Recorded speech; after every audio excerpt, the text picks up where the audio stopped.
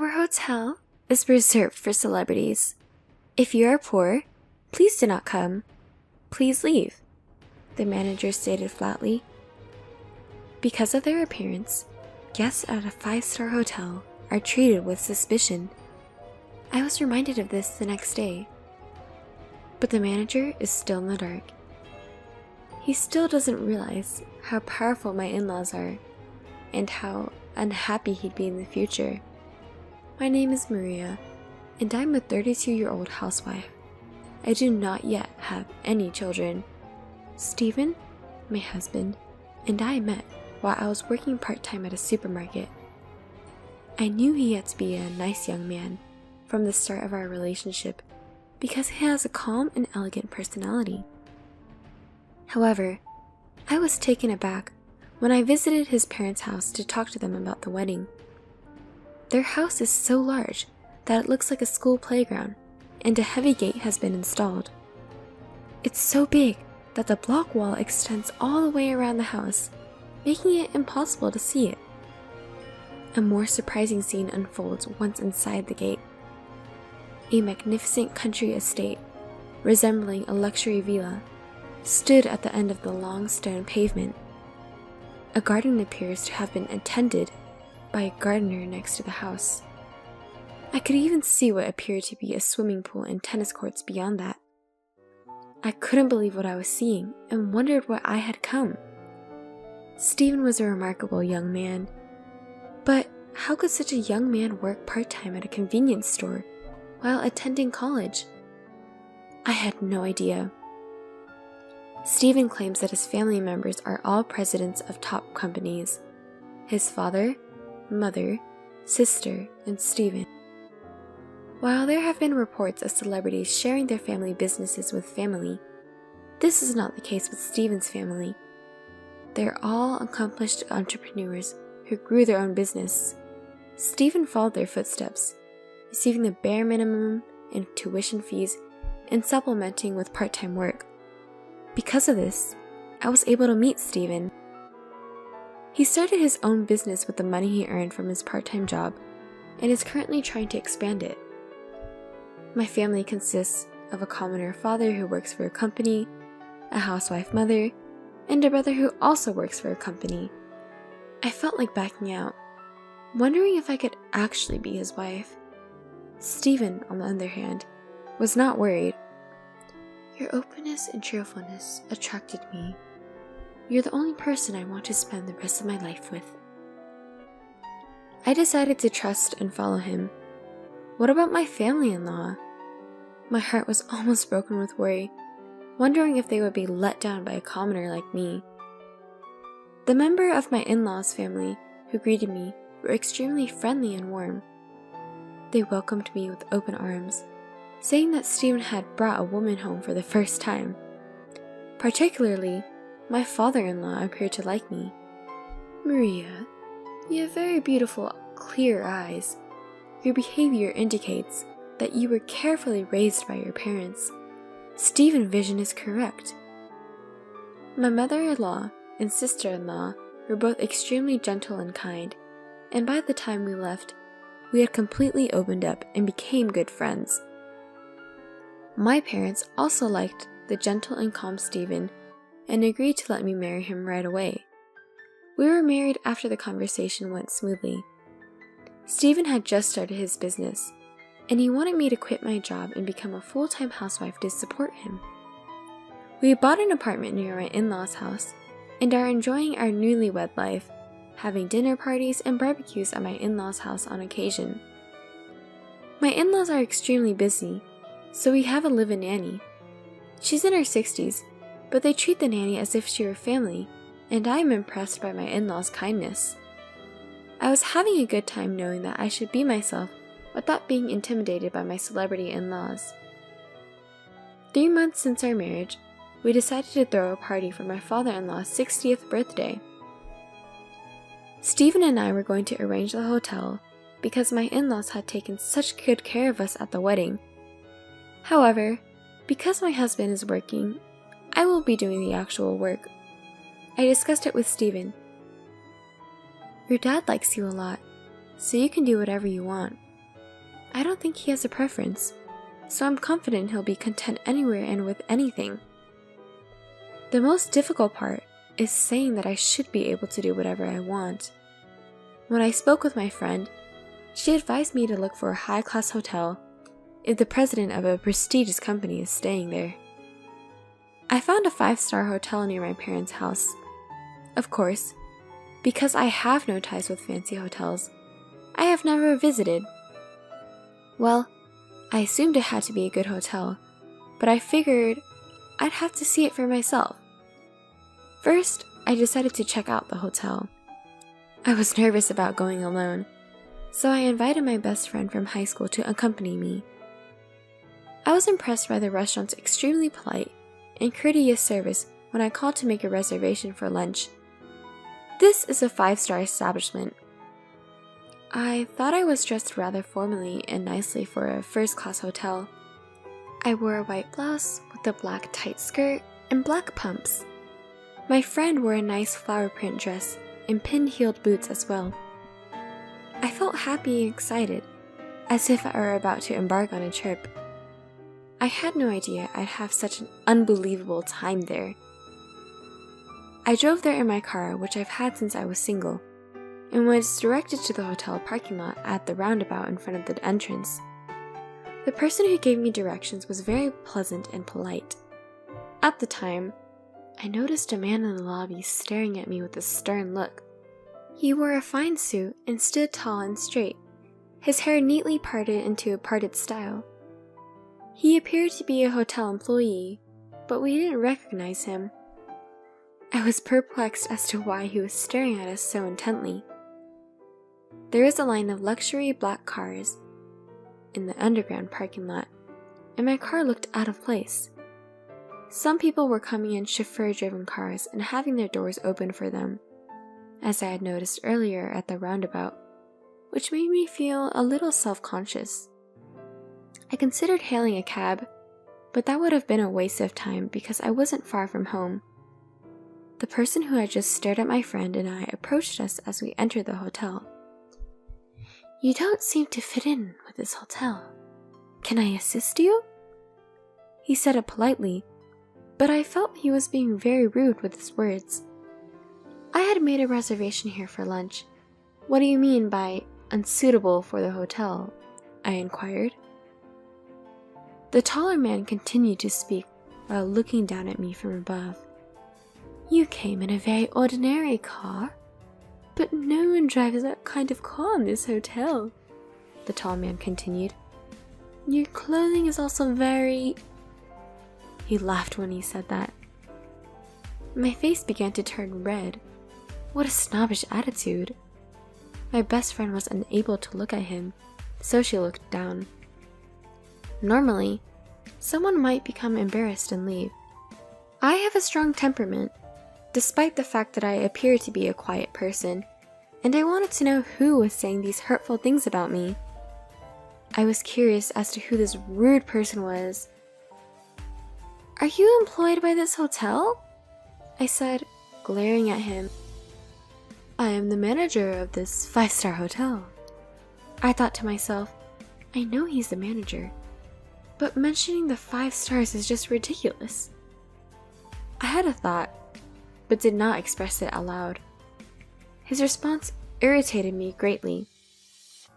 "Does this hotel judge its guests based on their cars and appearance, and change its attitude depending on who they are?" I responded without giving up the fight. The manager sniffed and snorted in response. "A hotel's clientele is appropriate for its stature. It is necessary to maintain that dignity in order for guests to feel at ease and relax." I think I was getting a little irritated myself. "Are you saying we're degrading your hotel?" The manager's tongue clicked.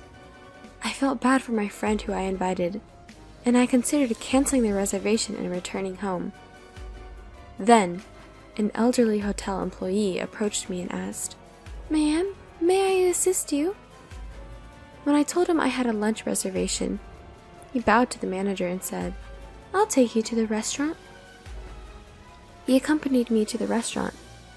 The manager gave me a bitter look as if he still had something to say to me. The hotel employee who showed us around was pleasant, unlike the manager. "You've come all this way. I'm sorry you've had such a bad experience. I'm sure you felt uneasy. I'm sorry. We are well known for our delicious cuisine. Please, have a pleasant stay." That man was quite young for a manager. How did such a young man end up running such a fine hotel? He informed me that the hotel's owner had retired due to age, and his younger brother had taken over, with the son serving as manager. The manager is supposed to have graduated from a first-rate university, but he has no experience in hotel management and is desperate to maintain hotel standards. Even old, familiar customers appear to be given the cold shoulder and forced to leave the hotel when they spend less. The elderly employee muttered sadly, "I, too, grew up with this hotel until I reached this age. According to the new management, the hotel needs to be revitalized. I guess an old man like me is no longer required. Actually, I'll be leaving at the end of the month." There was no hope for future growth if the hotel could not take care of its employees, who had supported the hotel and helped it grow to a 5-star rating. As the elderly hotelier had explained, the food was the most delicious and satisfying I've ever had. The head chef came over to greet us, and he appeared to be quite skilled. His age was roughly the same as the hotelier. I was concerned that he, too, would be forced to leave. People are happier when they are full, and by the time we left the restaurant, my best friend and I were beaming. But just as we were about to leave again, that manager approached us again. "I will visit your restaurant again soon," and we made the decision to leave. The manager, however, was undeterred. "When people like you walk around my hotel, you lower the hotel's dignity. This is a celebrity hotel, not for the poor. Please leave immediately." He stated it unequivocally. I couldn't argue with him, because I was too shocked. The hotel itself was lovely, but the manager was so rude and unpleasant that I decided not to hold my father-in-law's birthday celebration there. There must be a more accommodating hotel or restaurant nearby. When I told my in-laws about it, they asked which hotel it was. They all looked at me with interest when I told them the name of the hotel. They were looking at me with a puzzled expression on their faces. "Let's go to that hotel. I'd love to visit such a prestigious hotel." I couldn't understand why he wanted to return to the hotel where I had such a bad experience. "You don't have to dress up so much," my father-in-law said, and everyone was asked to go there in casual clothes. My father-in-law told us to go before him and that he would join us later. The manager's sharp gaze was fixed on us from the moment we entered the roundabout. There were a lot of people in the lobby. They were relaxing on sofas or drinking coffee. There were so many people that I wondered if the hotel was hosting a large event.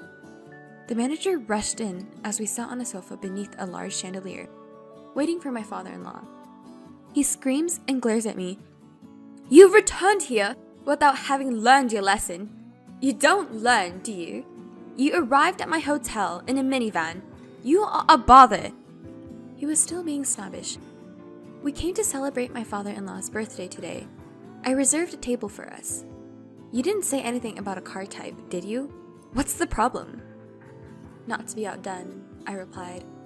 Everyone in the lobby was paying attention to us because we were arguing so loudly. "I can tell you don't belong here by the way you were dressed. You are dressed so casually, you'd seek one of those dirty little inns." The manager's response was absolutely horrible, and the other guests were raising their eyebrows at the manager's response. "The hotel is a place that anyone can use, right? We're going to pay. The criteria for welcoming guests is ridiculous, and a hotel that treats guests like this is absolutely disgusting." When I said that, people around me said, "The customer comes first, right? It's not right to be selective based on appearance." Hearing this, the manager, flustered, turned red, and shouted, "We are a high-class hotel. We cater to celebrities. If you are poor, please leave." "Well then, let's all go home." "What?" Hearing my father-in-law, many people in the lobby quickly got up and started to leave. All of them said, "I will never come back." I will never try to stay here again." They tried to leave, and they had a big argument with employees who rushed to stop them. In fact, the people in the lobby were all connected to my father-in-law, who had gathered there at his urging. The reason my father-in-law was a little late was because he had contacted these people. My father-in-law had been a frequent guest of the hotel since the time of the previous manager. He was so busy at the beginning, he would often pop into the hotel in his work clothes, but he fell in love with the hotel's way of treating every guest with the utmost respect. My father-in-law's company used to throw a lavish party here every year. He introduced the hotel to his family, and they often used this hotel as well. After all members of his family are company presidents, so the frequency of these parties were very high. My mother-in-law frequently used the hotel to entertain clients, and my sister-in-law used it for training sessions for executives. My husband's company uses it for celebratory events for its employees. Each company, of which my in-laws are the president of, were super important to this hotel. "Please forgive me!" someone shouted loudly and got down on his knees. It was the hotel president, the manager's father.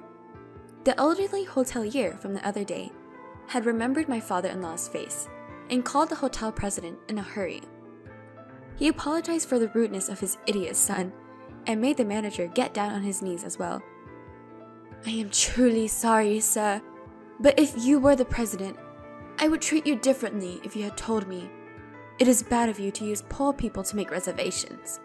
He made excuses. It seems like there is nothing to say to this person. "You're apologizing to the wrong person. It was my son's wife that the manager got treated badly. She is a kind-hearted girl whom I cherish as much as my daughter. You should remember who the hotel is originally for. I have gratitude to your predecessor here, and I had been very close to him, but now it is time for me to end it." We left that 5-star hotel. We then moved to a diner that I often go with my own family to celebrate my father-in-law's 60th birthday. The restaurant has several private rooms, and you don't have to make a reservation to get in. The food was excellent, and my in-laws were delighted with the cozy atmosphere. My father-in-law suggested that we invite my parents as well, so they joined us and we had a grand and lively celebration. My husband and I paid for the party. Since it is a common restaurant, it isn't that much of a burden. I thought once again that we would continue to be steadfast in our creed of not getting carried away by money and not being misunderstood. Later, according to a rumor, the manager was fired and forced to start again as a cleaner. However, it was difficult to regain the reputation that once fell to the ground, and 2 years later, the hotel was closed. The next time I passed the hotel, the glass was broken, the tables and couches inside were piled up in front of the roundabout, and it had turned into a wasteland. The hotel's traditions had been shattered by a single misguided person. My father-in-law, who originally grew up in a typical family, and I get along very well, and I enjoy spending time with my husband and my in-laws. Now that we know I am pregnant, everyone is looking forward to it.